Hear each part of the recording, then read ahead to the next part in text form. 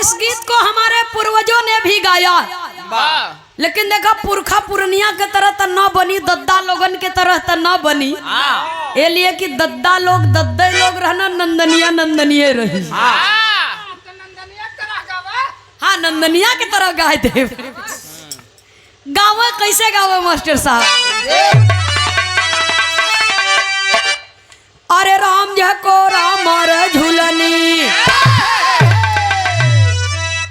ए भैया जय को राम रे झूलनी, ऊ है साड़ी लहराई हो जय को राम रे झूलनी।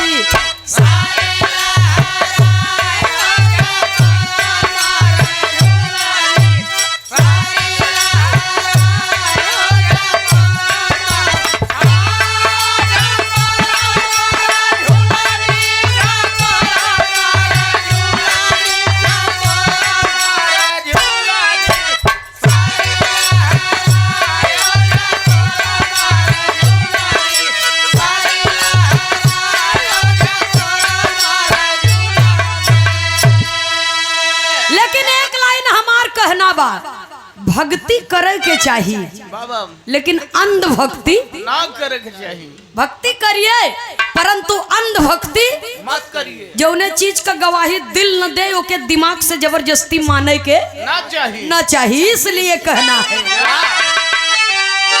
अरे राम राम बनवई मनई, ए बिरहा सुनई वाले पंचो राम बनवई मनई, मनई आई बनवई राम के।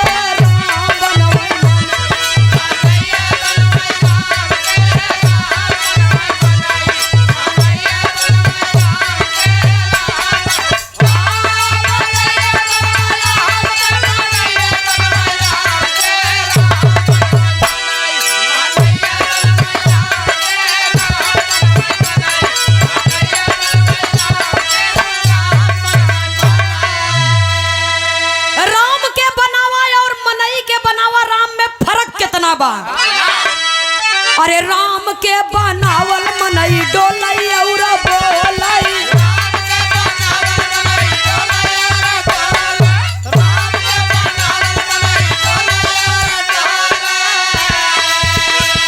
हे मनई के बनावल मनई के बनावल राम नाही कौनो काम के, राम बनवे मनई।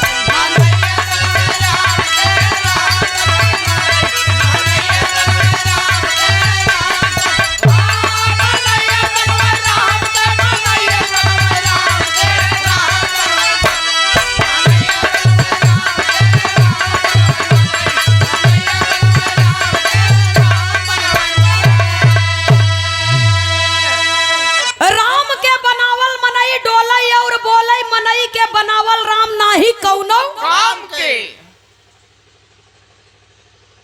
एक कारीगर ने कहा, पुतला बनाने वाले कारीगर ने कहा कि ए प्रभु, समझने की बात है कि तू भी एक कलाकार है, मैं भी एक कलाकार हूँ। तुमने मुझ जैसे असंख्य पुतले बनाकर इस धरती पर भेजे हैं, मैंने तेरे जैसे असंख्य पुतले बनाकर इस दुनिया में बेचे हैं। लेकिन शर्म उस वक्त आती है जब तेरे बनाए हुए पुतले आपस में लड़ते हैं और मेरे बनाए हुए पुतलों के सामने लोग शीश झुकाते हैं। ये हम आप जान रहे हैं कि पूरी दुनिया को भगवान ने बनाया है और हम भगवान को बनाएंगे, उसके बावजूद भी हम सर झुकाते हैं और आपस में लड़ाई करते हैं। मनई बनावे, मनइये पूजा करे,